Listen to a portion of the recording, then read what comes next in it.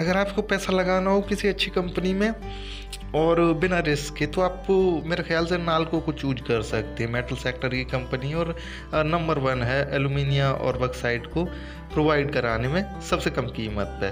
जब इसकी वेबसाइट पे जाते हैं तो काफ़ी कुछ अच्छा दिखता है, और क्योंकि भारत सरकार की कंपनी है तो ठीक है। अगर ये भारत सरकार इसे बेच भी देती है तो भी ठीक है, और नहीं बेच देती तो भी ठीक है। अगर इन्वेस्टर कोई पैसा लगाना चाहता है तो उसके लिए ये साल अगर हम बेंचमार्क माने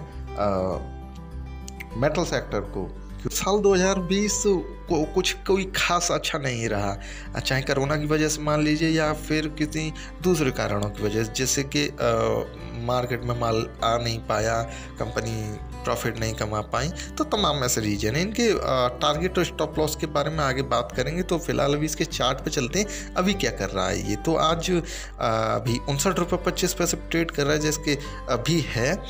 तो ऐसे में इस कीमत पे अगर कोई इन्वेस्टर बिना रिस्क के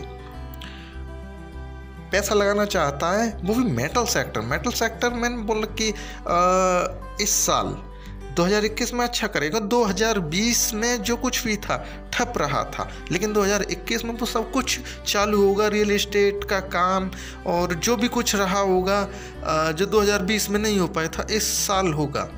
तो चलिए देखते हैं कि कोरोना के बाद जैसे कि एकदम कामकाज चालू हुआ, कंपनियां चालू हुई, तो फिर कंपनियों में स्टॉक भी तेज भागी। तो इसका स्टॉक कैसा भागा, तो बात करें अगस्त सितंबर की, जब लॉकडाउन ओपन हुआ था, तो ये देखिए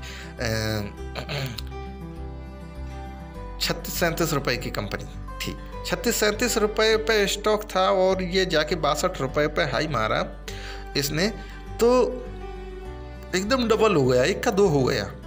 ठीक है, तो हालांकि ये इतना ज़्यादा रिटर्न तो नहीं दिया है इसने जितना कि हम दूसरे स्टॉक्स के बारे में अगर हम बात करने में, मान लीजिए हम फार्मा सेक्टर को ले लीजिए या दूसरे सेक्टर को, लेकिन फिर भी भारत सरकार की कंपनी है, इसीलिए तो अगर इन्वेस्ट करना चाहते हैं तो बेहतरीन है।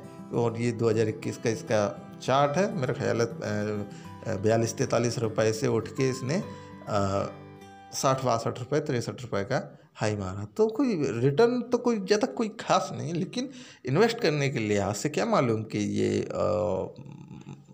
दूसरी कंपनी की तरफ भाग जाए, PPCL की तरह, कुछ भी हो सकता है, भविष्य के बारे में कोई नहीं जानता है।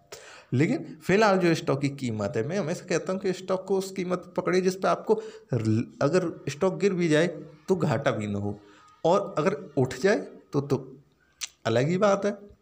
ठीक है, तो उस हिसाब से ये ठीक है स्टॉक। अब इसका लास्ट टाइम का चार्ट देखते हैं तो ये दिखता है कि ये कोई बड़ा स्टॉक नहीं है, केवल 150 रुपये का स्टॉक था। किन्हीं वजहों से ये नीचे गिरा उठा, वो कामकाज की वजह से होता रहता। तो 2020 इसमें भी दिख रहा है। इसका पहला टारगेट शॉर्ट टर्म में 67-68 रुपये होना चाहिए। अगर ये मार्केट की गिरावट में स्टॉक नीचे भी आता है तो उसमें क्वांटिटी बढ़ाइए, खरीद के क्वांटिटी बढ़ाइए। बाकी आप खुद भी रिसर्च कीजिए वीडियो देखने के लिए। Thank you. अच्छी लगे तो लाइक कीजिए, वरना डिसलाइक कर दीजिए।